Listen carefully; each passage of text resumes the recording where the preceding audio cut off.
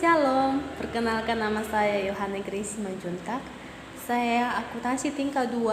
Di sini saya akan menjelaskan tugas dari Sir Joseph Senipar, yaitu Roh Nubuat dan Sejarah Gereja Masehi Advent Hari ke-7. Di sini saya akan memberikan pertanyaan serta pembahasannya. Yang pertama, bagaimanakah cara kelompok evangelikal memisahkan diri dari kelompok fundamental? Yang pertama, jawabannya menolak teologi liberal. Yang kedua, melonggarkan beberapa aturan yang diterapkan oleh kaum fundamental.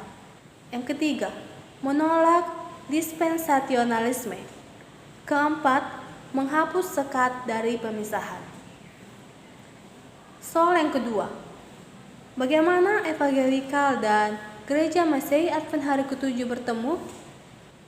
Di sini dijelaskan bahwa ada Anderson, yaitu salah seorang ahli Alkitab dan pengikut Ellen G. White pada tahun 1930-an sampai 1940-an.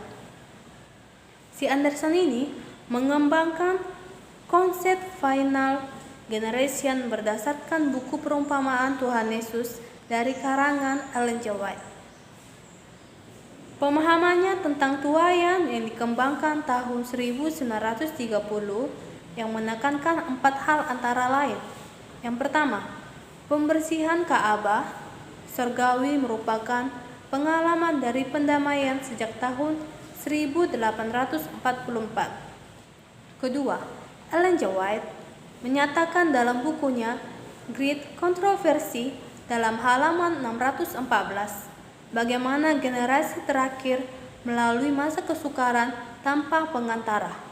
Ketiga, Ellen G. White mengatakan Yesus tidak akan datang kembali sampai tabiatnya nyata dalam hidup umat-umatnya. Keempat, Wahyu 14 ayat 12 menunjukkan bahwa pada akhir zaman akan ada peragaan kepada alam semesta dari mereka yang memelihara hukum Allah. Ketiga, poin apakah yang mendukung Ellen G. White dari pokok Alkitab sebagai dasar? Yaitu, Yesus berjanji kepada murid-muridnya dalam Yohanes 14 ayat 25.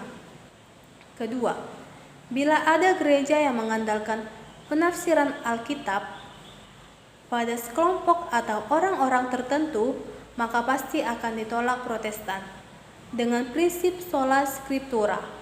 Yang ketiga, Alkitab adalah buku yang lengkap. Dalam Ibrani 1 ayat 1, tidak ada yang perlu ditambah atau dikurang. Soal yang terakhir, bagaimanakah pertumbuhan Ellen G. White dalam pemahaman Alkitab? Yang pertama, kita melihat bagaimana dia berubah pikiran dalam bidang teologi dan terbuka atas nasihat orang lain. Yang kedua, jika membandingkan tulisan awal dan akhir hidupnya, maka kita dapat membuat kontradiksi yang nampaknya tidak konsisten. Dia ketiga, meninggikan Alkitab, mendorong penurutan pada Alkitab dan menunjukkan aplikasi penerapan prinsip Alkitab pada zamannya.